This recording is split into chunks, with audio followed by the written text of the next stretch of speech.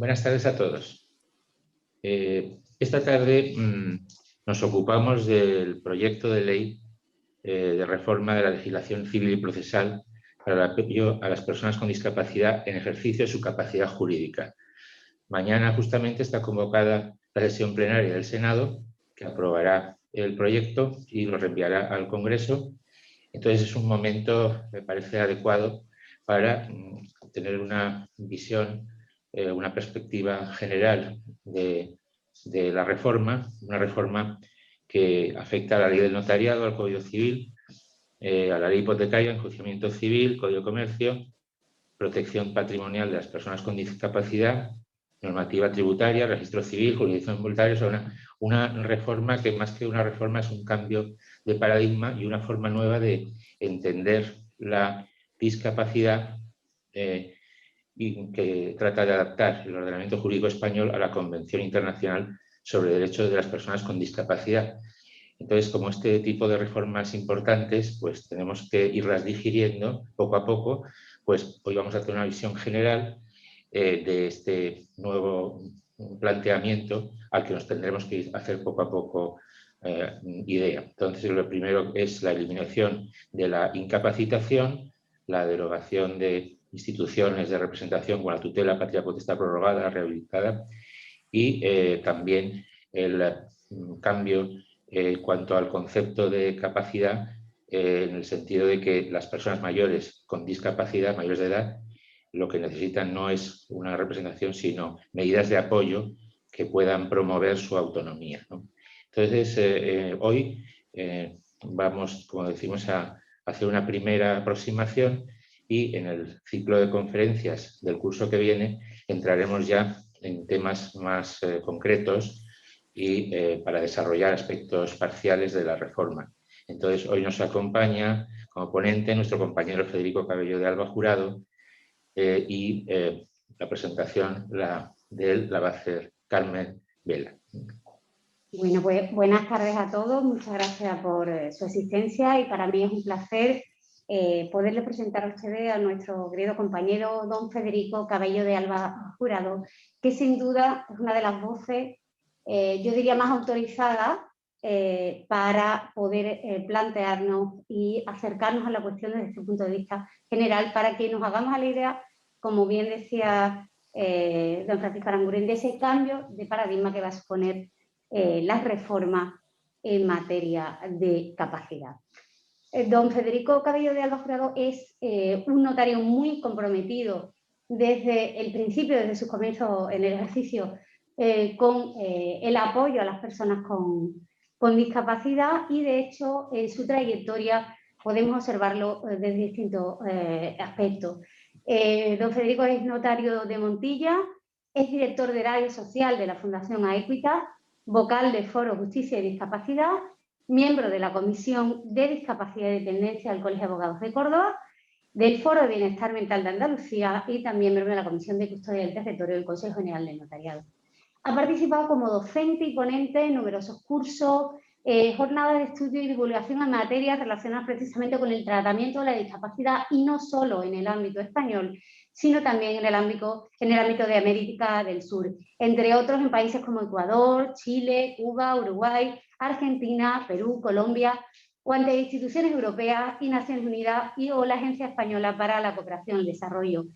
Ha participado también en el Congreso de Expertos, Acceso a la Justicia de Personas con Discapacidad, es coordinador del Grupo de Trabajo sobre Capacidad Jurídica de la Red Iberoamericana sobre Discapacidad y Derechos Humanos, miembro de la Subcomisión de Expertos sobre el Procedimiento de Modificación de la Capacidad de Obrar del Real Patronato sobre Discapacidad, y participó muy activamente como ponente en el 29º Congreso de la Unión Internacional del Notariado Latino, que se celebró en Yakarta en noviembre de 2019, de los que pudieron celebrarse antes de presencialmente, ¿verdad?, antes de la pandemia. Y además trató específicamente el tema del notario como asistente, como apoyo, como salvaguarda de las personas con discapacidad, en previsión precisamente de esta realidad que se nos viene encima. Es autor de diversas publicaciones sobre publicidad formal de instituciones de protección, sobre normalización de la lengua de señas, acceso a la justicia de personas con discapacidad, protección de mayores y derechos de las personas con discapacidad en relación con instituciones de sucesión mortis causa, capitulaciones matrimoniales, alternativas al procedimiento de capacitación, así como la intervención en el papel notarial en relación a las personas con discapacidad. Todo lo cual demuestra su notoria solvencia y su especial sensibilidad ante el problema para abrirnos la mente ante esta nueva situación que muy pronto va a entrar en vigor y que tendremos que aprender pues, a desarrollar en la práctica también de nuestro despacho. Federico, muchas gracias y cuando quieras tienes la palabra. Muchas gracias, Francisco y Carmen. La verdad es que es una especial satisfacción el comparecer ante el interés que muestra la Academia Sevillana del Notariado y el Colegio Notarial de Andalucía por esta cuestión. Además, como Carmen sabe, pues tengo una especial vinculación con el Colegio de Andalucía desde mis principios como opositor también, y todo ello incluido en esta tendencia o en esta sensibilidad hacia la atención a las personas con discapacidad. Sobre todo, pues mi vínculo personal y de admiración con Rafael Leña, como todos sabéis, que quizá al que debemos casi todo en esta materia. Bueno, pues me gustaría, en primer lugar, haceros referencia a que la modificación de nuestro Código Civil, voy a centrarme en el ámbito de nuestro derecho privado, lógicamente, porque esta reforma tiene una extensión tan amplísima que daría mucho de sí a los efectos de estudiarlo. Ojalá tengamos oportunidad de tratar en esos seminarios que organiza el Colegio Notarial de Andalucía, en entrar más a fondo en el estudio de todas estas instituciones. Pero lo que hoy voy a centrarme es en el análisis de la función notarial que se reconoce o en la que delega el proyecto de reforma del Código Civil. A la altura en la que estamos, quiero decir, como bien habéis señalado, está pendiente de su aprobación por parte del Senado y la remisión de nuevo al Congreso para su aprobación definitiva. Pero no es esperable que surjan diferencias fundamentales en lo que hoy vamos a ver. Además, y sin perjuicio de que la extensión de esta reforma, como bien habéis mencionado también, pueda llevarnos, sin lugar a dudas, a hablar de una de las reformas de mayor calado en la época democrática de nuestro derecho privado y en concreto del Código Civil, no ya solamente por su extensión, sino por el cambio de mentalidad o el cambio de paradigma que asume. Dentro de ese cambio de paradigma, y como voy a tratar de transmitiros, la función notarial tiene una especial responsabilidad. Una especial responsabilidad que no es casual, sino que es fruto de nuestra tradición jurídica, en la que se ha desempeñado un papel que no es ajeno al nuevo papel que nos corresponde conforme a esta reforma. El notario, como bien han mencionado y veremos a lo largo de hoy, se configura como apoyo, asistencia y salvaguarda de la dignidad y de la igualdad efectiva de los derechos de la persona con discapacidad en el ejercicio de su capacidad jurídica, lo que supone no solamente a la asunción desde un nuevo punto de vista de nuestra función, sino también un reto importantísimo. Pocas normas hacen referencia, como hace expresamente este proyecto de reforma, en la necesidad de abordar tareas formativas con los más diversos operadores jurídicos para adecuar no solamente el texto normativo, sino en nuestra práctica jurídica ordinaria a las exigencias derivadas de este nuevo paradigma. Partimos, lógicamente, como bien habéis mencionado, de una adaptación de nuestra legislación, nuestro derecho privado, a la Convención de Derechos de las Personas con Discapacidad, aprobada en el año 2006. España ratificó la Convención ya en el año 2008 y desde entonces han sido muchísimos los esfuerzos dedicados, el tesón con el que se ha trabajado en la adaptación de nuestro derecho privado. Fijaros el montón de años que ha transcurrido hasta que, sin perjuicio de que haya otra materia jurídica, otro ámbito jurídico donde nuestra legislación se haya adaptado, que el derecho privado, sin embargo, se haya mantenido al margen hasta ahora de esta necesaria adaptación. Eso es indicativo no solamente del profundo cambio que supone la percepción no solamente de nuestra función, sino también de la propia percepción social de la discapacidad. Pocas instituciones tan arraigadas en nuestro ordenamiento, pocas instituciones jurídicas se encuentran con una honda arraigambre histórica y en el propio conciencia colectiva como la forma de asistencia a las personas con discapacidad que se reconocía hasta ahora en nuestro Código Civil. Y ello no ha sido extraño a las numerosas resistencias que se han opuesto a la asunción finalmente de estas modificaciones. No me voy a extender sobre el tratamiento, lógicamente, de la Convención de los Derechos de las Personas con Discapacidad, pero sí señalaros que toda esta reforma debe interpretarse a la luz de este imperativo, que viene a ser recogido por vía de lo establecido en el artículo 3º de la propia Convención, cuando habla del respeto a la dignidad inherente, la autonomía de la voluntad, incluida la libertad de tomar sus propias decisiones y la independencia de las personas. En desarrollo de este precepto o de este principio y por lo que se refiere a la capacidad de las personas con discapacidad, el precepto crucial de la Convención es el artículo 12. El artículo 12 se refiere de manera específica a la capacidad jurídica de las personas con discapacidad. Principia refiriéndose a que los Estados partes reafirmen que las personas con discapacidad tienen derecho al reconocimiento de su personalidad jurídica en igualdad de condiciones con los demás y la obligación de los Estados de proporcionar acceso a las personas con discapacidad al apoyo que puedan necesitar en el ejercicio de su capacidad jurídica. Continúa el artículo 12 haciendo referencia a que asegurarán que todas las medidas que se adopten en apoyo del ejercicio de esa capacidad se proporcionen o vayan acompañadas de salvaguardias adecuadas y efectivas para impedir los abusos y que en todo caso respeten la voluntad, las preferencias de la persona y no haya conflicto de intereses ni influencia indebida, que además se adopten para el plazo más corto posible y es que estén sujetas a un examen periódico por parte de una autoridad competente, independiente e imparcial.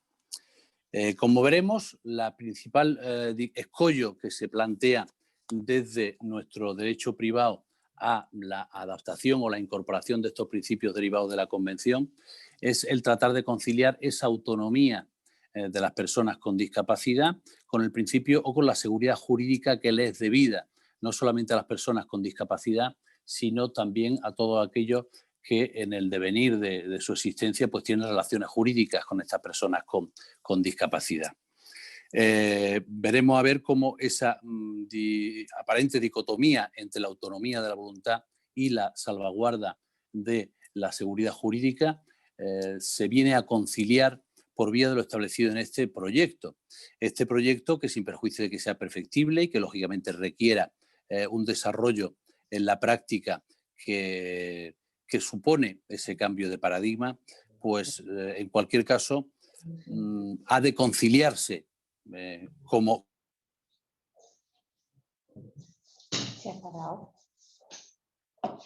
convención y forma parte de nuestro ordenamiento. ¿Me escucháis? Sí, ahora. ¿no? Sí, ha retomado la conversación. Muy bien. Bueno, como hemos dicho, sin perjuicio de que desde España ratificó, el Estado español, el Reino de España ratificó la Convención de los Derechos de las Personas con Discapacidad, era necesaria nuestra adaptación. La adaptación de nuestro derecho interno en aras precisamente de la seguridad jurídica. No se podía dejar al albur de la buena voluntad de los operadores jurídicos el que se pudiera interpretar la ley vigente como de manera que pudiera respetar esos derechos. Evidentemente, así se ha puesto de manifiesto en reiteradas ocasiones. Los propios informes del Comité de Naciones Unidas han llamado la atención en muchas ocasiones a España, la última en el año 2019, sobre la necesaria adaptación de nuestro ordenamiento a esta materia. Debemos tener en cuenta, además, que la reforma que se opera por razón de este del Código Civil viene a asumir de una manera clara los principios a que hemos hecho referencia. También los informes sucesivos de la Relatora de Naciones Unidas sobre el convenio de protección de los derechos de las personas con discapacidad ha hecho hincapié en muchas ocasiones en la necesidad de una reforma radical de nuestro ordenamiento. No supone, y quiero insistir en eso, un cambio de terminología, un cambio meramente programático de la consideración de las personas con discapacidad, sino que afecta, como veremos, hasta la propia esencia de la actuación y de la percepción de las personas con discapacidad. ¿Cuáles son los principios generales de esta reforma? pues en primer lugar a mí me gustaría señalar el que se da una absoluta preferencia a los apoyos voluntarios.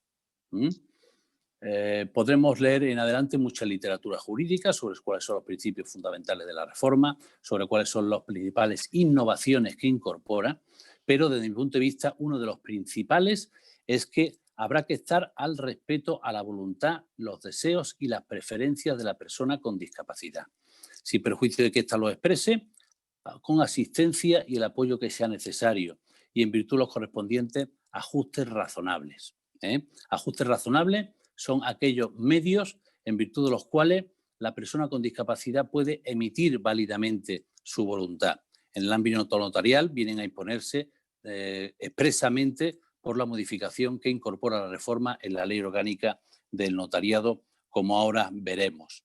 Esta preferencia por los apoyos voluntarios supone el que necesariamente han de adoptarse estos sistemas de apoyo con la intervención de las personas con discapacidad. Se elimina, como ya habéis señalado, otro de los principios generales de la reforma, la incapacitación y las instituciones de sustitución. No me voy a extender sobre qué sucedía hasta ahora en nuestro ordenamiento, pero el único vehículo para proteger a las personas con discapacidad era precisamente privarlas del ejercicio de esa capacidad que se les reconoce con arreglo a la Convención y con arreglo a ese principio de igualdad y dignidad de las personas con discapacidad. Se daba lugar a un procedimiento judicial de incapacitación, después nominalmente cambió por los procedimientos de modificación de la capacidad, pero que en esencia consistía en restringir la capacidad de las personas y designar a otra que venía a sustituirlas en el ejercicio de esa capacidad jurídica. Generalmente el tutor, que como ha venido expresando nuestro Código Civil, representa a la persona incapacitada para todos aquellos actos, salvo en aquellos en que la ley o la sentencia de incapacitación establecieran otra cosa. En adelante eso cambia, y ya no existe como principio esa sustitución de la persona con discapacidad, sino la asistencia y apoyo a la persona con discapacidad. Consecuencia de lo anterior es otro de los principios que recorre como una línea vertebral todo el proyecto de reforma. ¿Cuál es el respeto a la voluntad y preferencias de la persona con discapacidad? Hasta el hartazgo se viene a repetir en nuestro Código Civil, en virtud del texto propuesto por la reforma, el respeto a los deseos, preferencias y voluntad de la persona con discapacidad.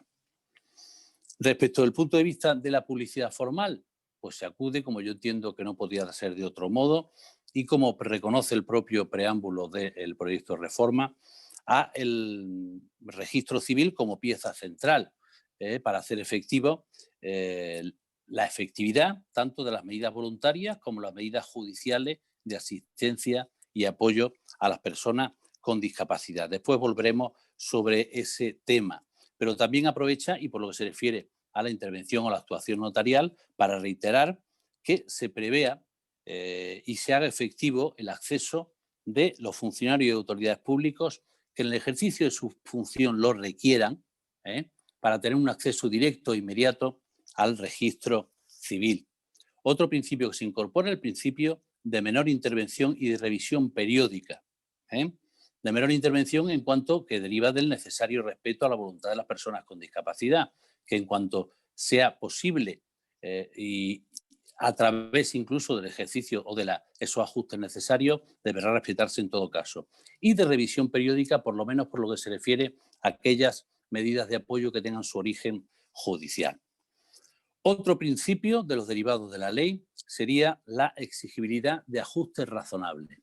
Ya os he adelantado la Convención viene a reconocer como un supuesto de discriminación el que se denieguen esos ajustes razonables, que según la Convención serían aquellas modificaciones y adaptaciones necesarias y adecuadas para garantizar que las personas con discapacidad gozan y ejercitan en igualdad de condiciones con los demás todos los derechos humanos y libertades fundamentales.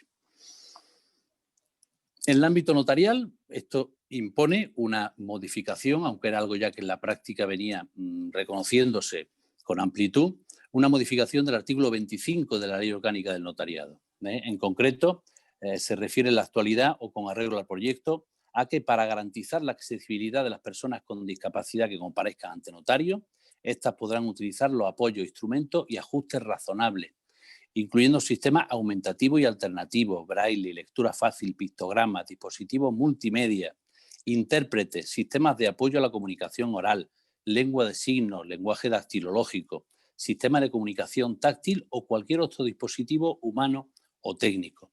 Se establece una enumeración abierta, lógicamente, dada la rápida evolución de estos medios o sistemas de comunicación. La Ley de Jurisdicción Voluntaria también incorpora una modificación reconociendo expresamente la necesidad de recurrir a estos medios técnicos en el ámbito de los procedimientos judiciales.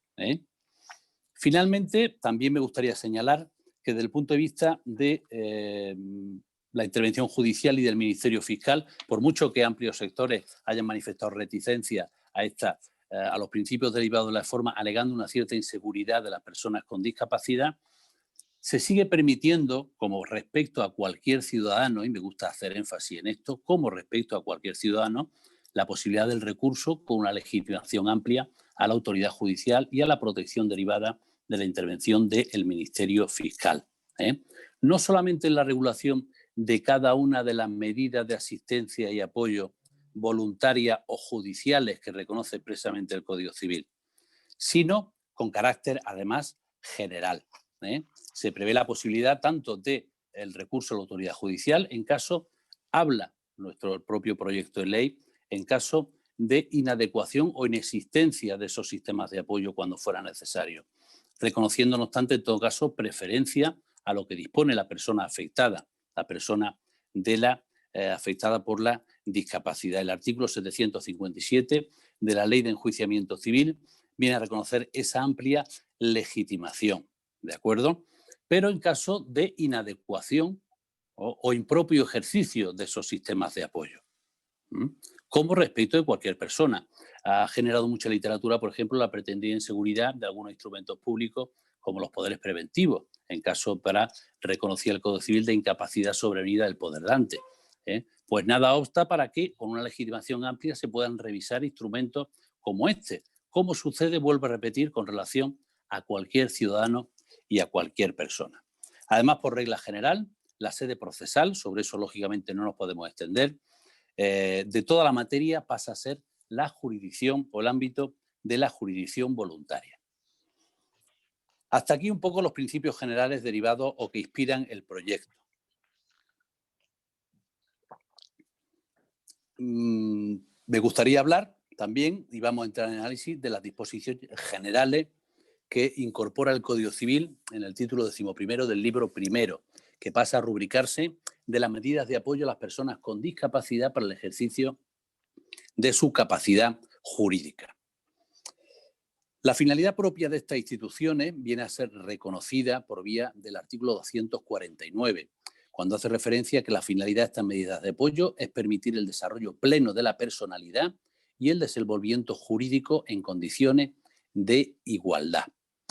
En este punto el Código Civil se aparta de la concepción clásica que venía recogiendo nuestro ordenamiento de la generalidad de las funciones tuitivas, que tenían únicamente por objeto la protección del interés de la persona con discapacidad mediante su sustitución en la adopción de decisiones, en la formalización del negocio jurídico y en cualquier acto de trascendencia jurídica. Las instituciones de apoyo y asistencia, ahora, como reconoce expresamente el artículo 249 y se reitera hasta la saciedad, vuelvo a repetir, en los diferentes preceptos o en el texto de la reforma, es el respeto a la voluntad, deseos y preferencias de la persona con discapacidad, informándola lógicamente o permitiendo que se desarrolle su propio proceso de toma de decisiones, informándola, ayudándola en la comprensión y facilitando que se pueda expresar sus preferencias. Hasta ahora, como sabemos, ni siquiera se requería la intervención de las personas con discapacidad. La persona con discapacidad que era objeto de protección por nuestro ordenamiento no comparecía ni en la notaría ni en el juzgado, comparecía su tutor. La persona con discapacidad en adelante deberá ser escuchada y atendida. Y en el ejercicio de su función, y volvemos a la función notarial, el notario, como cualquier otra autoridad ante la que se perfeccione o celebren actos o negocios jurídicos, deberá atender a sus preferencias, las cuales o cuya voluntad deberá, como restablece reiteradamente también nuestro ordenamiento notarial, el reglamento notarial, cuya voluntad deberá indagar, interpretar y adecuar al ordenamiento jurídico, señalando los medios legales más adecuados para la consecución de los fines lícitos que propone alcanzar. Vuelvo a repetir, como con relación a cualquier persona. Eso que exige, evidentemente, el establecimiento quizá de unos sistemas de apoyo y asistencia.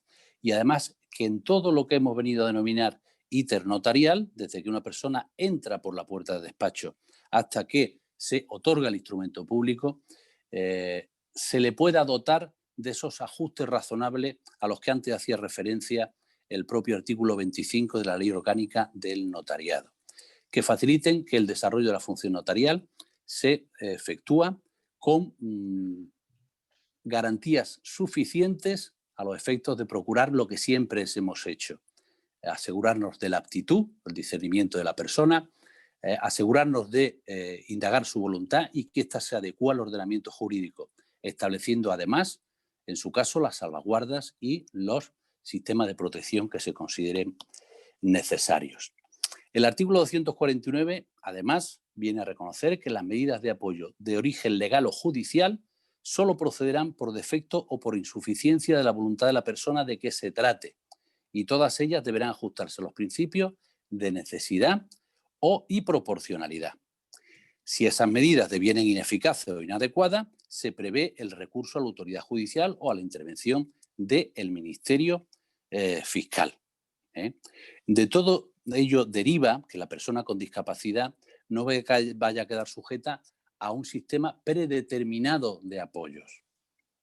Me gusta hacer hincapié sobre esto.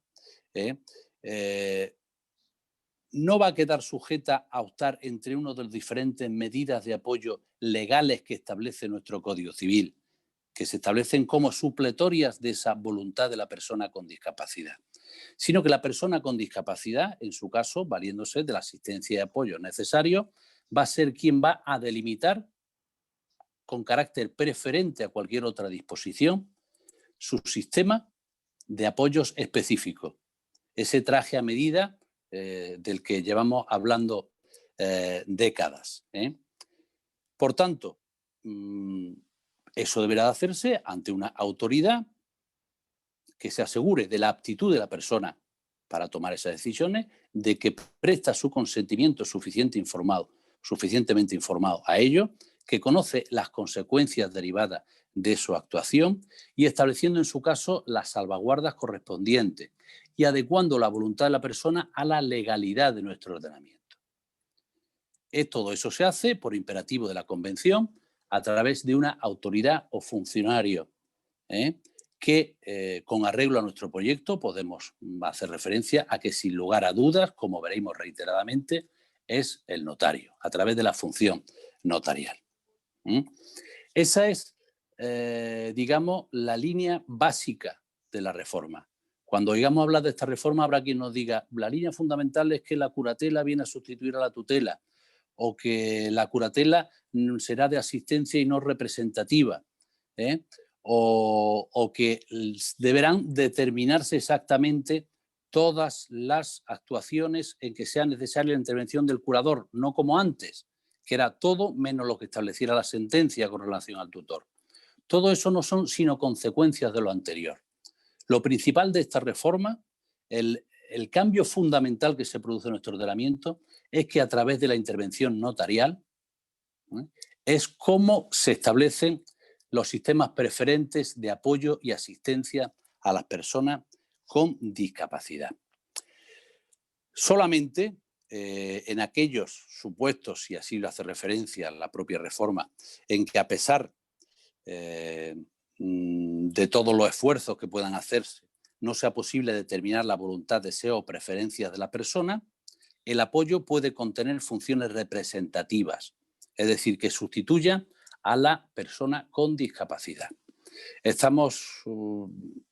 Oímos en todos los foros la referencia siempre a lo mismo. Oigan, me parece muy bien esto respecto de determinadas personas, pero ¿y respecto de aquellas otras en las que estén en una situación de coma irreversible y no puedan de ninguna manera manifestar o exteriorizar su voluntad?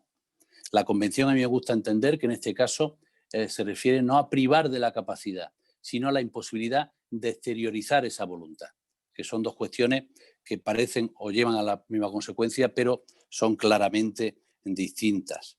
En ese caso incluso se deben de tomar las decisiones por imperativo de la reforma, teniendo en cuenta la trayectoria vital, creencia, valores de la persona afectada, a fin de tomar la decisión que ella hubiera adoptado.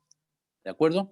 Pero ni aún en ese caso se trata de una función de asistencia y apoyo ajena a la intervención notarial, puesto que ahí están todas aquellas instituciones de previsión de llegar a esa situación en las cuales se sigue reconociendo como trascendental la intervención notarial. El artículo 250 nos muestra, por su parte, el elenco de medidas de apoyo que establece el Código. Las de carácter voluntario, en primer lugar, que como hemos mencionado son preferentes frente a las que se establezcan por otras vías, legales o judiciales, la guarda de hecho, la curatela y el defensor judicial. Cuando se refiere a las medidas de apoyo voluntaria, es la persona, como venimos mencionando, con discapacidad la que determina su alcance y quien las ejerce, además de reiterar que podrá establecer las salvaguardias que considere necesarias. Este precepto se desarrolla en el artículo 253, que después veremos, pero como claramente se infiere del mismo, la opción de la persona con discapacidad, por vía de ese asesoramiento notarial, no tiene por qué ceñirse a una de esas diferentes medidas de apoyo a que se refiere el Código, guarda de hecho, curatela, defensor judicial, sino que puede delimitarla libremente con el contenido y alcance que después veremos en el artículo 253 y con preferencia a cualquier otra medida o sistema de apoyo que pudiera resultar de aplicación. La guarda de hecho viene a configurarse como una medida informal, que con arreglo al tenor del Código, incluso con arreglo al proyecto, tiene carácter subsidiario, en cuanto se refiere a ella cuando no existan otras formas de apoyo voluntario judicial que se estén aplicando eficazmente.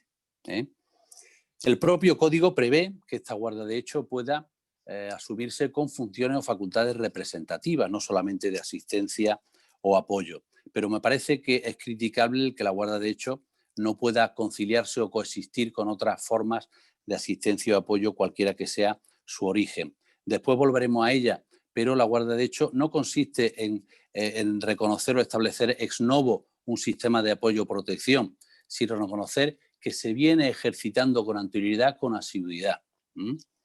Respecto a la curatela, se concibe como forma de apoyo más intensa en nuestro Código Civil, a quienes necesiten ese apoyo de modo continuado. Se puede establecer en carácter excepcional y, como después veremos, con carácter representativo, pero la regla general es que se establezca de manera que se preste la asistencia y apoyo. Y por mucho que se establezca judicialmente, tampoco es ajena a la autonomía de la voluntad de la persona afectada, a través de una institución como la autocuratela, sobre la que después volveremos. El defensor judicial también se configura como una previsión legal de un sistema de apoyo para el caso en que la persona necesite un apoyo puntual, aunque sea recurrente. En todos estos supuestos, como vimos, se viene a reconocer que para evitar situaciones que generen conflictos o intereses o influencia indebida, no se presten por los quienes, en base a una relación contractual, presten servicios de asistencia residenciales o de naturaleza análoga. Por ejemplo, directores de centros o establecimientos residenciales, como sucedía, por ejemplo, con anterioridad, que la guarda de hecho se presumía o se establecía incluso por la ley que a los efectos de solicitar ayuda económica se entendía que la ostentaban los representantes de esos centros asistenciales o residenciales. Además, se establecen una serie de prohibiciones a quienes ejerzan esas funciones de apoyo, coincidiendo, salvo matices, con las que anterioridad establecía el Código, respecto a aquellas personas que ejercieran funciones tutelares. La única diferencia, que no es poca, con relación al régimen actual, es que en cuanto a esas medidas deriven de la voluntad de la persona también, estableciendo las cautelas y garantía oportuna, puede excepcionar de aplicación esas prohibiciones.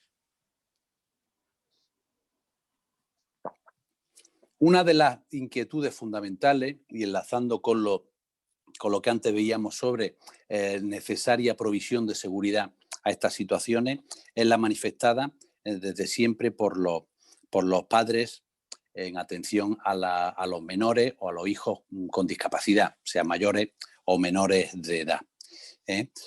También escuchamos en muchas ocasiones cuando intervenimos en funciones de asistencia a instituciones tutelares, a instituciones o asociaciones que agrupan a familiares de personas con discapacidad, su resquemor porque esta reforma venga a suponer un desamparo de las personas que, estando sujetas con anterioridad a la patria potestad o la patria potestad prorrogada o rehabilitada, que como hemos visto se elimina de nuestro código en la actualidad, pues queden en una situación, digamos, de desamparo o de inseguridad jurídica.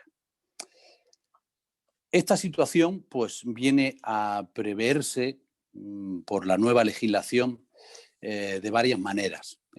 Por un lado, el artículo 252 del Código Civil, cuando se prevea razonablemente, en los 2 años anteriores a la mayoría de edad, que un menor sujeto a patria potestad o tutela puedan, después de alcanzada aquella, precisar de apoyo en el ejercicio de su capacidad jurídica, la autoridad judicial podrá, a petición del menor, de los progenitores, del tutor o del Ministerio Fiscal, si lo estima necesario, la procedencia de la adopción de medidas de apoyo para cuando concluya la minoría de edad. Esta es una de las vías por las cuales se puede, digamos, cubrir ese tránsito a la mayoría de edad de las personas con discapacidad. No se reconoce esta posibilidad respecto de la formalización en escritura pública de las medidas de apoyo. Quiero decir, el artículo 252 se refiere a solicitar judicialmente la adopción de unas medidas de apoyo. No a que en virtud de la escritura pública y por vía del artículo 253, como veremos, estas personas demanden la constitución de ese apoyo. En algunas de las fases del proyecto sí se reconocía por vía del artículo 253, que después veremos, que esa facultad la ostentaran también los mayores de 16 años. Se ha venido a sustituir por este precepto, en virtud del cual, durante los 2 años anteriores, como hemos visto, alcanzar...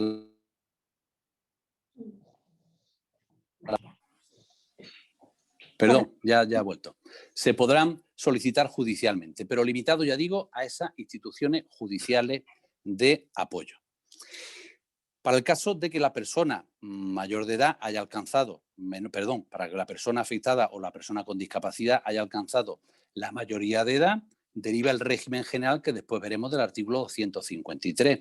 Será esa persona la que pueda, por vía de la escritura pública, delimitar ese sistema de apoyos del que beneficiarse en adelante. Y además, conforme a la Ley de Jurisdicción Voluntaria, el artículo 42 bis, incorporado por la reforma, también podrán promover ese expediente, además de la propia persona con discapacidad, su cónyuge o quien se encuentre en situación de hecho asimilable, descendientes, ascendientes o hermanos. O sea que se reconoce al mayor de edad la posibilidad de establecer ese sistema de apoyo o bien directamente en virtud de la escritura pública, conforme al artículo 253, como por vía de esa solicitud a través de la intervención del ministro fiscal y de la autoridad judicial. Con alcance meramente patrimonial, pero con un contenido bastante amplio, también puede solventar esa inquietud de asistencia a los hijos, lo dispuesto por el artículo 254, aunque no queda limitado a los progenitores. Hace referencia a este precepto a que el que disponga de bienes a título gratuito a favor de una persona necesitada de apoyo podrá establecer las reglas de administración y disposición de aquellos, así como designar la persona o persona a quienes se encomiendan dichas facultades, estableciendo además, como reconoce el propio precepto, los órganos de control o supervisión que considere oportunas. Este régimen, respecto de aquellas atribuciones a título gratuito que se realicen a las personas necesitadas de apoyo, abarca, a mi entender, tanto las disposiciones inter vivos como las disposiciones mortis causa.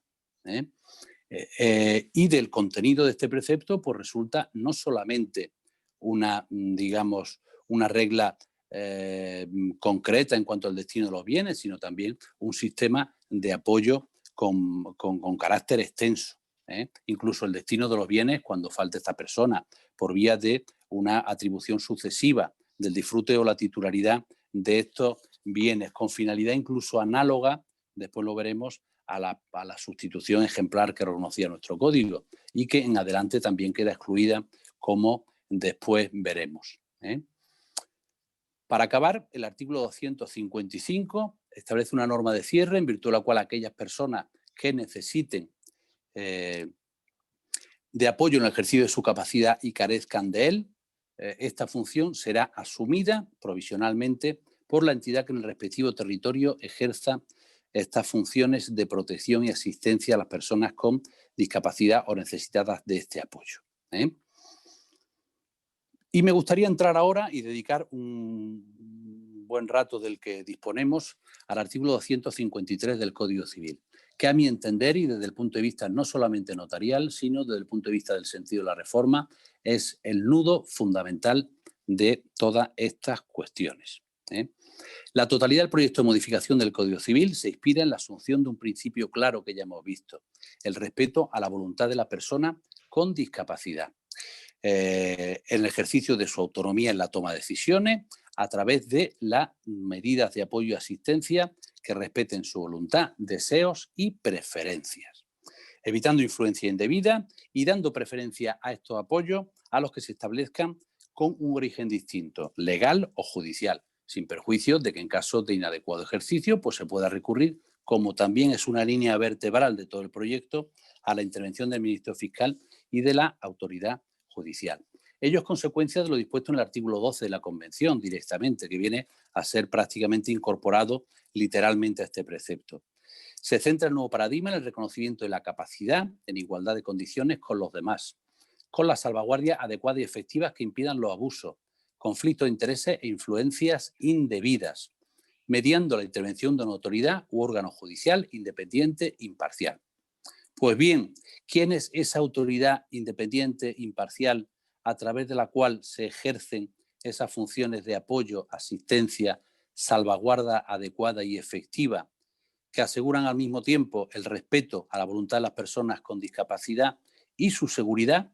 Pues vamos a parar a que es la función notarial.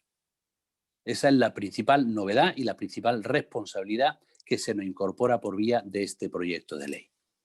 Todo lo demás lo debemos tener en cuenta en el ejercicio de nuestra función, pero esta es la línea vertebral fundamental por lo que se refiere a la intervención notarial. Esta, digamos, confianza, delegación de facultades, no solamente del legislador, sino también de la sociedad, incluso de organismos internacionales. Ya hemos hecho referencia a los sucesivos informes de la Relatora de las Naciones Unidas, que se refiere específicamente al notario de raíz latino-germánica para encomendar esta función. Es nuestra tradición jurídica. Ha sido siempre función y labor del notariado asesorar de manera imparcial a las personas que reclaman su ministerio, velar con arreglo a los medios de que dispone de que el consentimiento se basa en una actitud suficiente de entender y querer, ese consentimiento informado, que sea libre de vicio y en base al juicio de la legalidad que se cumplan los requisitos exigidos para su validez y eficacia. Además, no debemos de olvidar que el negocio jurídico se perfecciona en sede notarial. Si queremos desjudicializar la vida de las personas con discapacidad, será en ese momento de perfección del negocio jurídico del instrumento público cuando se deberán establecer esas medidas de salvaguarda, garantías y la efectividad de esos apoyos y asistencias. Los efectos traslativos, probatorios de carácter ejecutivo del instrumento se dan desde el momento de su otorgamiento. La función notarial, como consecuencia de la reforma y adaptación de nuestra legislación a la Convención de los Derechos de las Personas con Discapacidad, cambia, pero quiero insistir, siguiendo esa línea jurídica que tradicionalmente se nos ha atribuido. Es lógico entenderlo así. Hasta ahora, la protección de las personas con discapacidad se arbitraba en base a la privación de sus derechos, a los recortes en su capacidad de obrar y en su capacidad jurídica, por vía, lógicamente, como garantía inexcusable de una resolución judicial. Ahora las líneas fundamentales de nuestro sistema son otras distintas. Son potenciar, asistir y apoyar a esas personas con discapacidad. Por eso es lógico que, digamos, la responsabilidad gravite hacia la función notarial. Este es el principio fundamental de la reforma de nuestro Código Civil. Y además gravita por necesidad, si consideramos a la persona en el ejercicio de su dignidad igual a todas las demás. Es una función que siempre se ha asumido como connatural al ejercicio de la función notarial. Como he dicho antes, no es el que se reforme con mayor o menor calado estas instituciones, sino que, desde mi punto de vista, este es el núcleo fundamental de la reforma. Se refiere el artículo 253 a cualquier persona mayor de edad en previsión o apreciación de la concurrencia de circunstancias que puedan dificultarle en el ejercicio de su capacidad jurídica. Podrá prever o acordar en escritura pública las medidas de apoyo relativas a su persona y bienes. Se refiere a las personas mayores de edad. Ya vimos antes que en alguna versión preliminar del proyecto se hablaba de mayores de 16 años. En la actualidad se limita esta facultad a las personas mayores de edad, sin perjuicio de que los menores o los padres, en representación de los menores, puedan acudir a la autoridad judicial para que establezca estas medidas de apoyo, pero no por vía de la institución notarial, estas medidas voluntarias. Además, el artículo 253 se refiere en previsión o apreciación de circunstancias que puedan dificultarle el ejercicio de su capacidad jurídica, en igualdad de condiciones con los demás. Aquí ha habido una cierta modificación desde el proyecto original hasta el texto que hoy tenemos frente a nosotros. Ahora se habla en previsión o apreciación de circunstancias que puedan dificultar el ejercicio de su capacidad jurídica. No se trata de adoptar a través de la escritura pública solamente disposiciones en previsión de que en el futuro concurra una discapacidad en la persona, como sucedía respecto de los poderes preventivos o como sucedía respecto de la autotutela. En la actualidad va más allá. Habla en previsión o apreciación de circunstancias.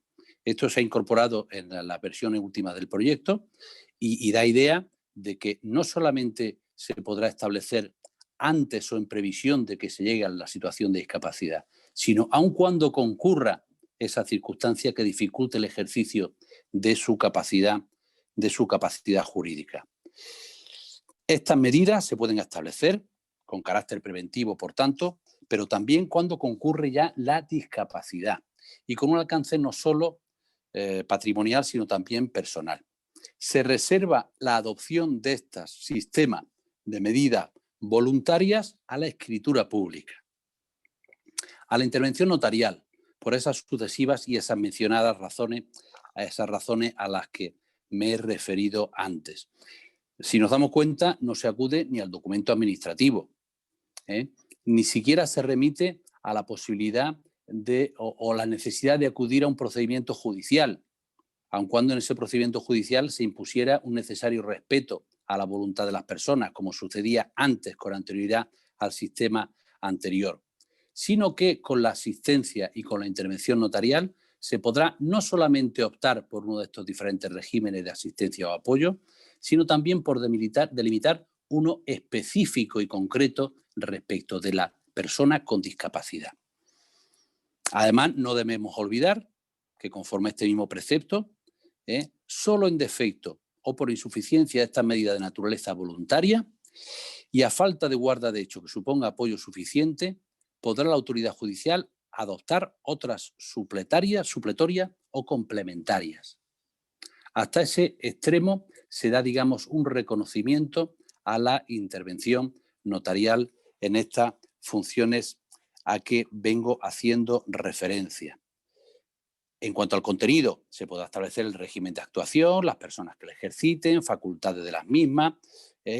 Asimismo, podrá proveer medidas u órganos de control que estime oportunos, salvaguardas necesarias, a fin de respetar su voluntad, deseos y preferencias. Antes hacíamos referencia, y vuelvo a reiterarlo aquí, a que de esta manera la función notarial, el notario, viene a configurarse de una manera prácticamente expresa como modo de asistencia, apoyo y salvaguarda de los derechos de las personas con discapacidad.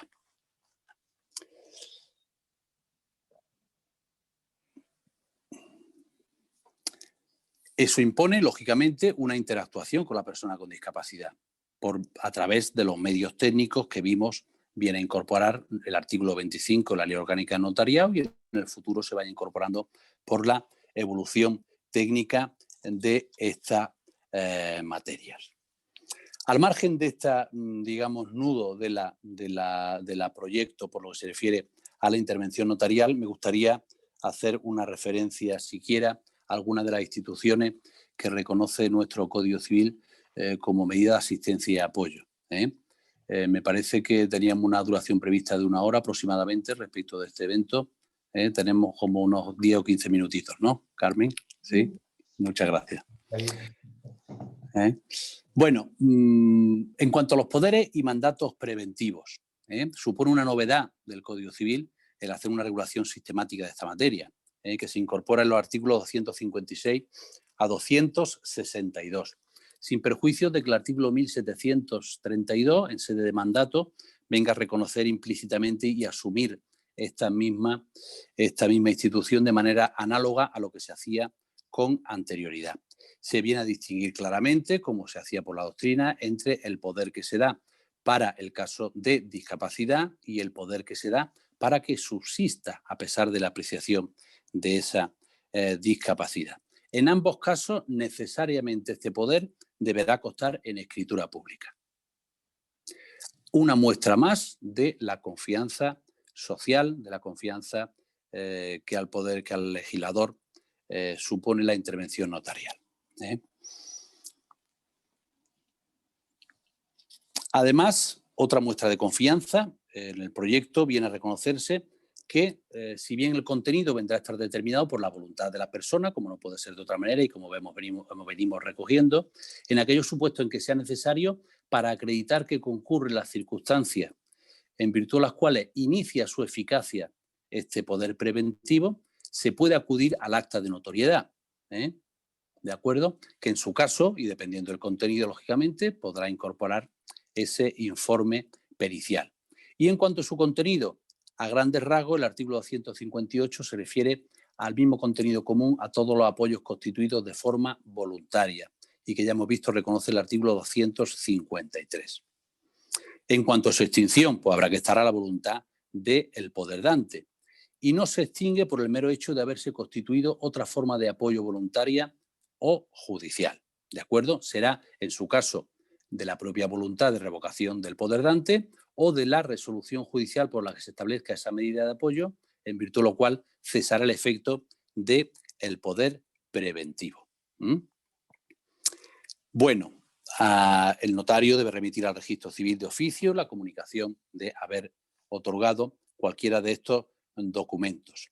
Una novedad fundamental del proyecto es que reconoce expresamente, como yo creo que también debería haberse respetado con anterioridad, que las facultades del apoderado se consagran como indelegables, salvo que se refiera a uno o varios actos concretos, ¿de acuerdo? No siéndolo en ningún caso las facultades relativas a la protección de la persona. A mí me parece fundamental que se haya incorporado esta previsión, sin perjuicio de que, lógicamente, por encima de esta previsión legal esté la voluntad del poder dante, que evidentemente el poder se puede establecer con total libertad, pero si no se ha previsto la forma de la posibilidad de delegación, pues evidentemente no se admite la delegación como función personalísima que se reconoce o que se atribuye. Respecto a la guarda de hecho, ya hemos visto que se trata de una institución muy frecuente en la práctica, todos lo conocemos. La mayoría de las protecciones de la persona con discapacidad se realiza en la sociedad a través de la guarda de hecho y se configura como informal, si bien veremos que con arreglo al proyecto de ley se da un tránsito hacia la formalidad que ahora veremos. Se trata, a través de esta institución, como vimos, no de crear ex novo una forma de asistencia y apoyo, sino de acreditar que se viene ejercitando esta forma de asistencia y apoyo. Se discutía con arreglo a la legislación anterior si la guarda de hecho subsistía o no. cuando el juez acordara la incapacitación o modificación de la capacidad de las personas.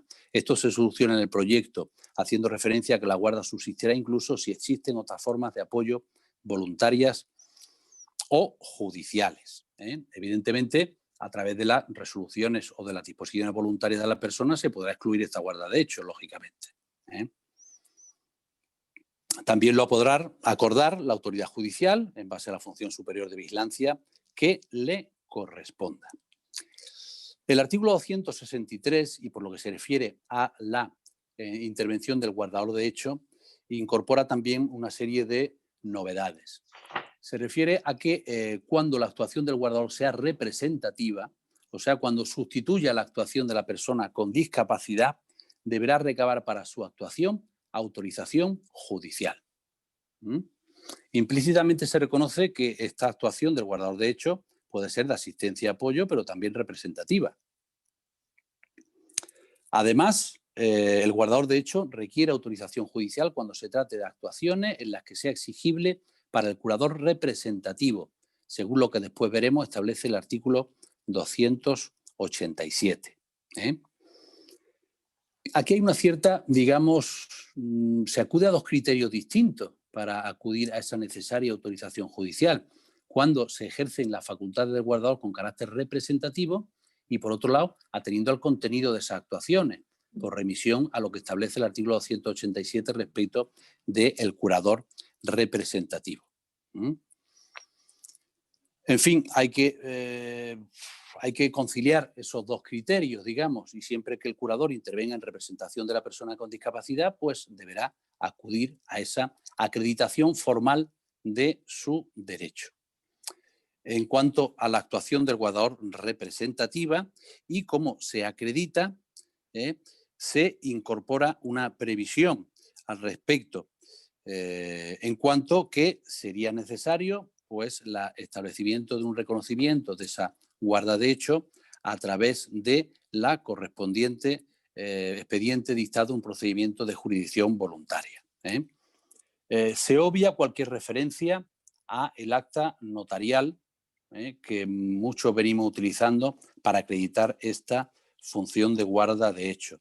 A mi entender, la referencia que hace el propio Código Civil no excluye la posibilidad de acudir a la formalización en virtud del acta de notoriedad de esta guarda de hecho, pero en fin, será algo que habrá que ir desgranando en la práctica y con arreglo a la actuación o a la interpretación que se haga de estos preceptos, evidentemente. Yo entiendo que, a pesar de lo que no se refleja expresamente, como sucedía, por ejemplo, en mucha época histórica respecto al acta de notoriedad para la declaración de heredero intestato, nada obsta para que esta situación de hecho se pueda acreditar también a través de un acta de notoriedad.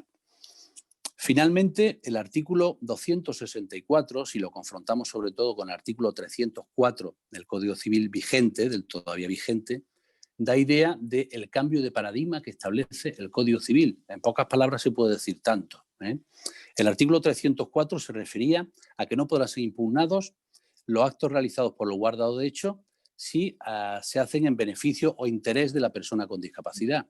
En la actualidad, el artículo 264 se refiere a que no podrán ser impugnados si responde a la voluntad, deseos y preferencias de la persona con discapacidad.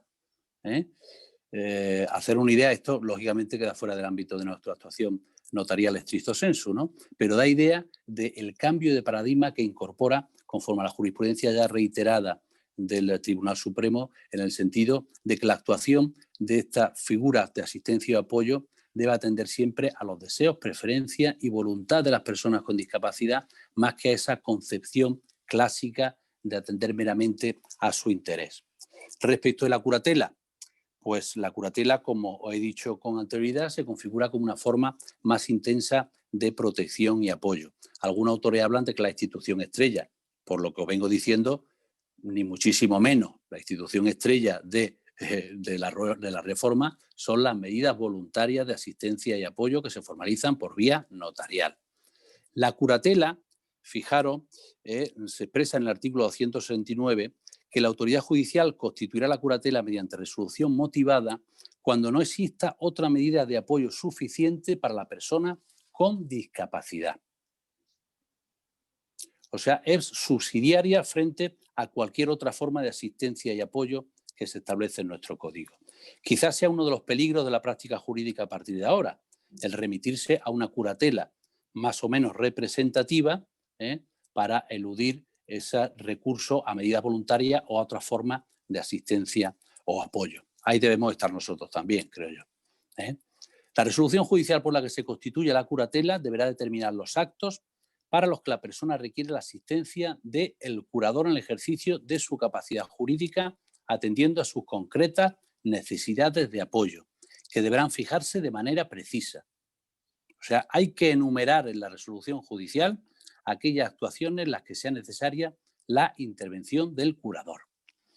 No tiene carácter representativo, sino de asistencia y apoyo. El propio artículo 269 se refiere que solo en los casos excepcionales en los que resulte imprescindible por las circunstancias de la persona con discapacidad, la autoridad judicial determinará en resolución motivada los actos concretos en los que el curador habrá de asumir la representación de la persona con discapacidad. O sea, la curatela representativa es, para entendernos y llamando las cosas por su nombre, la excepción de la excepción. Y además deberá establecer los actos concretos para que sea así. Deberá ser proporcional a las necesidades de la persona, respetando su autonomía, voluntad, deseo y preferencia. Además, deberá revisarse periódicamente cada 3 años. Ahí incorporamos la referencia a esa revisabilidad por disposición de la ley que establece la Convención de Derechos de las Personas con Discapacidad, referida a la curatela, no a otras formas de asistencia y apoyo. Se trata de una institución de carácter judicial que ha de establecer la autoridad judicial, ¿vale? Pero no queda fuera del principio general que inspira la forma en cuanto a la prevalencia de las disposiciones voluntarias de las personas con discapacidad, que en este caso se hace efectiva a través de la autocuratela. Viene a sustituir con algunos matices a la autotutela que reconocíamos ya a raíz de la reforma del 2003 de nuestro Código Civil. Esta autocuratela viene a ser regulada por el artículo 271 a 274, en el que sigue un desarrollo paralelo a las demás instituciones, hacer un amplio reconocimiento a la autonomía de la voluntad de la persona con discapacidad, el recurso a la escritura pública, es necesaria la escritura pública, y la intervención notarial como garantía del respeto a la voluntad, legalidad e impedir influencias e injerencias indebidas, sin perjuicio de que en caso de inadecuado ejercicio pues pueda acudirse como cualquier ciudadano, vuelvo a repetir, a la autoridad judicial o la asistencia del Ministerio Fiscal. En cuanto a los elementos personales, aquí se aparta de la norma general que establece el artículo 253, de seguir ser mayor de edad, en cuanto se refiere a cualquier persona mayor de edad o menor emancipada. Ya vimos antes la situación peculiar esa que se daba cuando la persona con discapacidad faltaban menos de 2 años para alcanzar la mayoría de edad. Aquí se refiere a los mayores de edad o menores emancipados.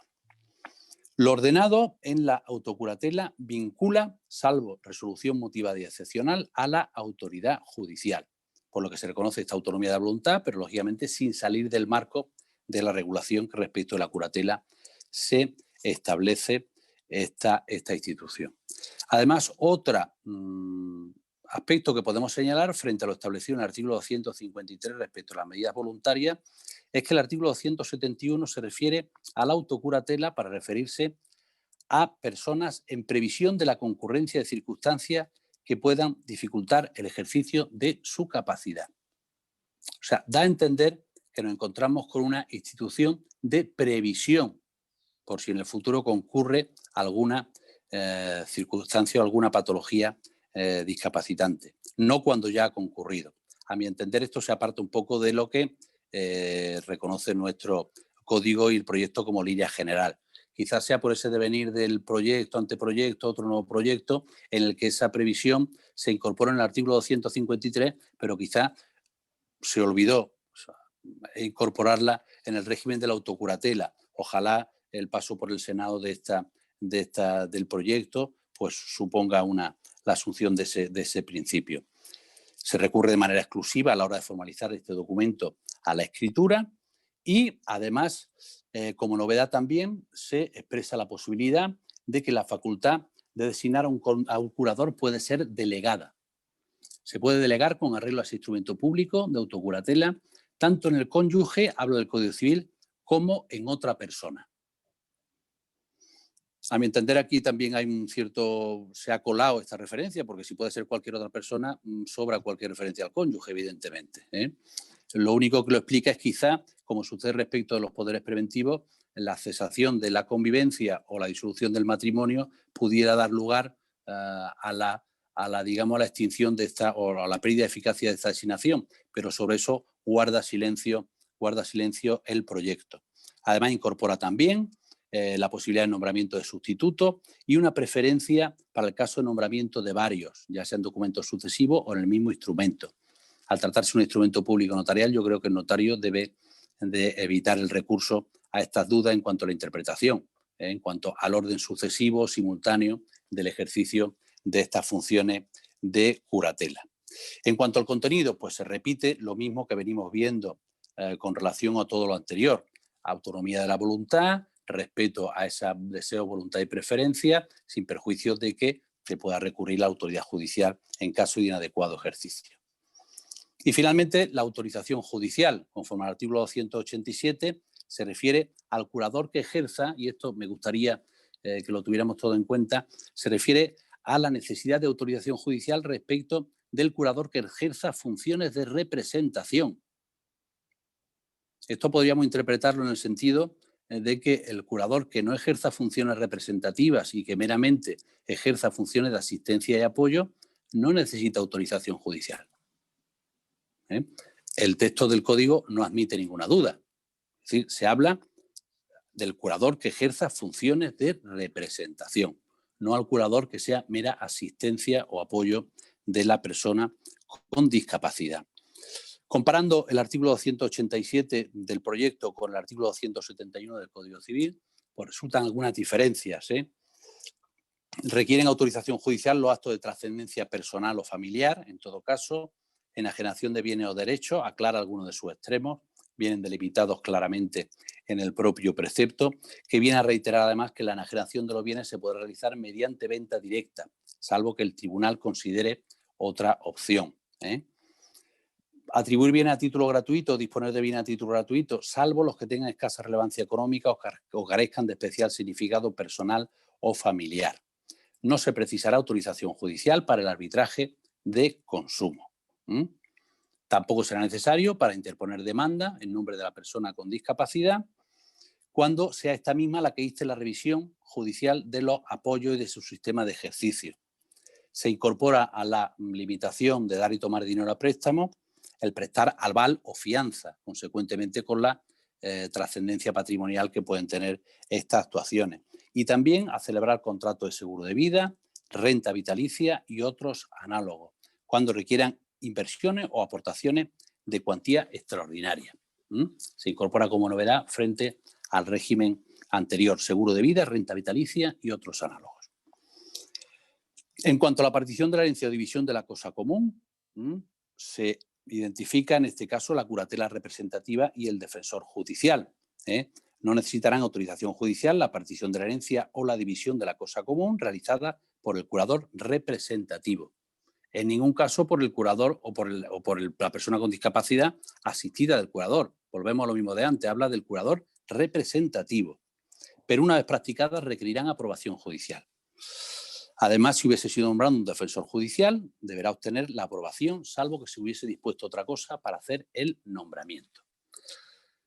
Como novedad, también reconoce el que se prevé la posibilidad de que esa autorización judicial comprenda una pluralidad de actos de la misma naturaleza o referidos a la misma actividad económica. ¿De acuerdo? Y finalmente, pues también me gustaría hablaros, ya tengo 5 minutillos, ¿no? Carmen, me paso ya un poco, pero bueno, quedan muchas materias pendientes, pero me gustaría que esto ya lo abordaremos de otra manera. Bueno, respecto al defensor judicial de las personas con discapacidad, ¿vale? A mí me parece una innovación fundamental. Llevamos criticando décadas el Código Civil en cuanto que muchas personas con discapacidad o necesitadas de asistencia para realizar un acto puntual en su vida quedaban sometidas a un procedimiento de incapacitación o de modificación judicial. Es la típica persona, tenemos todos casos en el despacho, una persona que viene a aceptar una herencia y con 40 años pues no necesitaba ni tutela, ni curatela, ni nada. Y resulta que va a aceptar una herencia y por un acto puntual pues se la ve sometida a un procedimiento de incapacitación para todo, para siempre, en fin. Esos inconvenientes lo hemos conocido todos, ¿no? Ahora, tal y como demandábamos, se acude al defensor judicial. El artículo 250 vimos que se refiere a él cuando dice que el nombramiento de defensor judicial como medida formal de apoyo procederá cuando la necesidad de apoyo se precise de forma ocasional. Y aquí hay una novedad también fundamental, aunque sea recurrente, para actuaciones que en el futuro se puedan dar. En las zonas rurales pues vemos todo, oye, es que esta persona ejercita esta asistencia todos los años para vender la cosecha de aceitunas, Pues ese defensor judicial se puede nombrar no solamente para vender este año la cosecha de aceituna, sino con las cautelas y garantías oportunas para hacerlo durante todos los años sucesivos con arreglo a esas previsiones, y eso genera una economía procesal tremenda. Reitera ese precepto el artículo 295 cuando habla de que se procederá al nombramiento de un defensor judicial, aparte de los supuestos que tradicionalmente reconocía nuestro código, cuando la persona con discapacidad requiere el establecimiento de medidas de apoyo de carácter ocasional, aunque sea recurrente. También se prevé que se dispensa al defensor judicial del requisito de pública subasta y de la aprobación judicial de actos, como hemos visto, de la partición de la herencia. Finalmente, la publicidad de apoyos voluntarios o judiciales. El artículo 300 se refiere a que las resoluciones judiciales y los documentos públicos notariales sobre los cargos tutelares y las medidas de apoyo a personas con discapacidad habrán de inscribirse en el registro civil. Conforme al preámbulo, el registro civil es la pieza central, porque a través de él se hace efectiva la preferencia y la prevalencia de las medidas voluntarias, en cuanto que la autoridad judicial va a tener conocimiento de su existencia cuando en el procedimiento pida una certificación relativa a la persona. Y además, la garantía de que en el caso de que esas medidas de apoyo o asistencia se establezcan judicialmente, se van a respetar. Ya os he mencionado antes que se prevé la posibilidad de que esa consulta al registro civil se pueda realizar por parte de autoridades o funcionarios públicos en el ejercicio de sus funciones, donde lógicamente y de una manera incontestable debe estar el notariado. No solamente en cuanto al necesario respeto a esa medida de asistencia y de apoyo, que ya no son prohibiciones de derechos o limitaciones, sino que son de otro orden, como hemos visto, sino también en cuanto a que hay causas legales de extinción de los poderes. Hemos visto el cese de la convivencia, extingue los poderes preventivos, cuando se da entre personas casadas o personas convivientes, salvo que se disponga otra cosa. No tenemos manera de conocer eso, sino por manifestaciones de la persona que comparece en la notaría. Eso es necesario demandarlo y ojalá que con la digamos, tan aplazada carácter telemático del registro civil central y demás, pues podamos de una vez por todas tener ese acceso a la existencia de esas medidas judiciales y también a las voluntarias. Viene a reconocerse que la resolución judicial dictada se remitirá de oficio por el correspondiente órgano judicial y las medidas voluntarias pues se remitirán por parte, lógicamente, del notario. En todos aquellos supuestos en que se trate de poderes, mandatos preventivos, actos relativos a la constitución y régimen del patrimonio protegido, la tutela del menor y defensor judicial del menor emancipado. ¿De acuerdo? En cuanto al registro de la propiedad, pues ha sido una de las cuestiones más debatidas en el tema del proyecto. En la actualidad, pues se modifica, como pone de manifiesto el preámbulo, la publicidad o la consulta o el régimen del registro de la propiedad, adaptándolo más desde un punto de vista terminológico, el libro de incapacitado a la nueva situación que se genera por la nueva situación. Respecto de las medidas judiciales, si se establece que las resoluciones se inscribirán o se remitirán a solicitud de parte interesada al registro de la propiedad. Sin embargo, algunas novedades que se incorporaban, como por ejemplo la anotación preventiva de esa medida de apoyo o asistencia, pues en la actualidad no se prevén tampoco. ¿De acuerdo?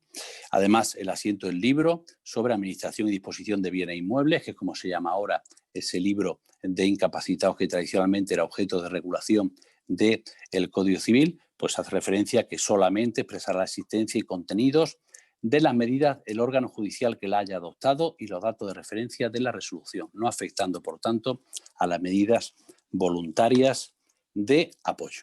¿De acuerdo? Un último inciso. Estoy abusando ya de vuestra paciencia, pero un último inciso relativo a la capacidad para atestar. Es un tema que desde el punto de vista notarial tiene mucha trascendencia, no solamente por lo que se refiere a la frecuencia o al carácter prácticamente, digamos, exclusivo de la forma de atestar notarial en el tráfico jurídico, sino también por la preocupación que existe en cuanto a la frecuencia de demandas, de procedimientos judiciales sobre o que ponen en juicio, en tela de juicio, la capacidad o actitud de las personas para otorgar testamento. En la actualidad se modifica esa materia también en el Código. El artículo 663 hace referencia, y por lo que se refiere a esta materia, a que no pueden testar las personas que en el momento de testar no se puedan conformar o expresar su voluntad, ni con ayuda de medios o apoyos para ello. La especialidad del testamento frente a este tema, y que quizá la sociedad y sobre todo entidades del tercer sector no entienden, es que es una actuación de carácter estrictamente personalísimo. Quiero decir, aquí difícilmente se puede encajar un sistema de apoyo o asistencia a que se refiere la Convención en cuanto que asistencia o apoyo en la toma de decisiones. Yo creo que este precepto debería referirse más bien a la adopción de los ajustes necesarios a que hacíamos mención antes, como medios personales y humanos que faciliten la expresión de la voluntad de la persona. Así lo recoge el artículo 665, que ha sido objeto de reforma en las sucesivas versiones del proyecto. La persona con discapacidad podrá otorgar testamento cuando, a juicio del notario, pueda comprender y manifestar el alcance de sus disposiciones. El notario procurará que la persona otorgante desarrolle su propio proceso de toma de decisiones, apoyándole en su comprensión y razonamiento y facilitando con los ajustes que estime necesarios que pueda expresar su voluntad, deseos o preferencias. Yo siempre he defendido que este precepto sobra en nuestro Código Civil. ¿Por qué? Porque dice respecto a las personas con discapacidad lo mismo que debería decir respecto de cualquier ciudadano y de cualquier persona. Se ha excluido la necesaria intervención de los peritos, de la intervención de dos facultativos que se incorporaban en las versiones iniciales del proyecto, quizá por asimilación mecánica del testamento que todos estudiamos, del demente en intervalo lúcido, sin perjuicio de que, lógicamente, el notario pues, pueda usar de todos los medios que tenga a su alcance en cuanto que ajustes necesarios para conocer la verdadera y asegurarse que la voluntad del testador es la que queda reflejada en el instrumento público. Simplemente decir que se hacen una serie de adaptaciones en el tema de las formalidades testamentarias como ajustes razonables a los efectos de personas con discapacidad. Por ejemplo, expresamente se reconoce por el artículo 695 que el testador expresará oralmente, por escrito o mediante cualquier medio técnico, material o humano su última voluntad al notario. También se establecen algunas previsiones específicas respecto del testamento cerrado respecto de personas que adolezcan de alguna discapacidad visual, más como ajuste razonable, ya digo, que como sistema, a mi entender, de apoyo o asistencia. En cuanto al artículo 808, también se modifica, es algo que desde el punto de vista notarial también debemos tener en cuenta, en cuanto a la excepción que suponía el sistema de legítimas entre los hijos a los efectos de favorecer a las personas que se encuentren en situación de con discapacidad. ¿De acuerdo? En la actualidad, el artículo 808 se viene a referir a que cuando alguno o varios legitimarios se encontraran en una situación de discapacidad, de acuerdo con lo dispuesto en la Ley de Protección Patrimonial de las Personas con Discapacidad, el testador podrá disponer a su favor de la legítima estricta de los demás legitimarios sin discapacidad. En tal caso, se entenderá, salvo disposición contraria del testador, lo así recibido por el hijo, que queda grabado con una sustitución fideicomisaria de residuo, a favor de los que hubiesen visto afectada su legítima estricta. y no podrá que el disponer de tales bienes ni a título gratuito ni por acto mortis causa. A mí este precepto me genera dos reflexiones distintas. Por un lado, cuando habla de legitimarios, aquí hace referencia a los legitimarios, ¿de acuerdo? En la regulación anterior del Código Civil se hablaba de hijos y descendientes, no sé si lo recordáis, el artículo 808. Da la impresión de que aquí se refiere a los hijos o a los descendientes inmediatos, sin que haya descendientes intermedios, limitando desde ese punto de vista las facultades del testador, ¿de acuerdo? Cuando además habla después a que lo así recibido por el hijo beneficiado, quedará grabado con su institución fideicomisaria. Desde ese punto de vista impone un criterio más estricto que el que recogía el artículo 808 con anterioridad. Pero por otro lado reconoce un contenido mucho más amplio. Antes venía a decir que se podía establecer una sustitución fideicomisaria. Ahora el artículo 808 dice que podrá disponer a su favor de la legítima estricta de los demás legitimarios sin discapacidad. O sea, no lo limita a que lo haga a través de una sustitución fideicomisaria. Solamente a continuación hace constar que en tal caso, lo así recibido por el hijo, salvo disposición contraria del testador, se entenderá grabado con una sustitución fideicomisaria de residuos. Si os fijáis, el criterio es radicalmente distinto. Yo puedo disponer libremente de la legítima estricta de mi hijo a favor de un hijo con discapacidad. Antes no se establecía así. O sea que esta es la vía por la que quizá podemos suplir un poco la carencia que supone la sustitución ejemplar con arreglo a... no es lo mismo, evidentemente, pero no hablando en puridad técnica, sino un poco la vía a través de la cual pues, podemos incorporar estas previsiones. Bueno, pues yo creo que he abusado un poco de vuestra benevolencia. Queda mucha materia en el tintero, todo lo que es relativo, por ejemplo, y que yo sea consciente, quedarán otras muchísimas, todo lo que es relativo a la capacidad contractual, las normas de rescisión, de nulidad, las disposiciones transitorias son fundamentales, la regulación que se incorporan algunas novedades en el tema de los patrimonios protegidos de la persona con discapacidad, el tema de las sustituciones, las causas de indignidad, por ejemplo, se retoca una causa de indignidad, de modo que se incluye como causa de indignidad el haber sido privado en el ejercicio de una curatela de una persona con discapacidad, no solamente quien no haya prestado alimentos, sino quien haya sido privado del ejercicio de la curatela de una persona con discapacidad. Es indigno de suceder expresamente con arreglo a lo que establece el artículo 756. ¿De acuerdo? Bueno, pues espero por lo menos haber aportado alguna luz sobre esta materia. Ya os digo que es un tema que da para mucho y ojalá retomemos este trabajo a través de los seminarios, a través de la creación de grupos de trabajo específicos, que creo que es fundamental. Porque, como he dicho, el cambio supone el dar la vuelta como un calcetín a lo que es la percepción del ejercicio de nuestra función, sin perjuicio de que tenga su claro apoyo en lo que siempre ha sido la actuación notarial. Y no podemos defraudar esta confianza puesta en nosotros por la sociedad, por las personas con discapacidad, por el legislador también, lógicamente no vamos a dejarlo atrás. Y se impone pues una labor valiente pero responsable de formación y de actuación en este sentido.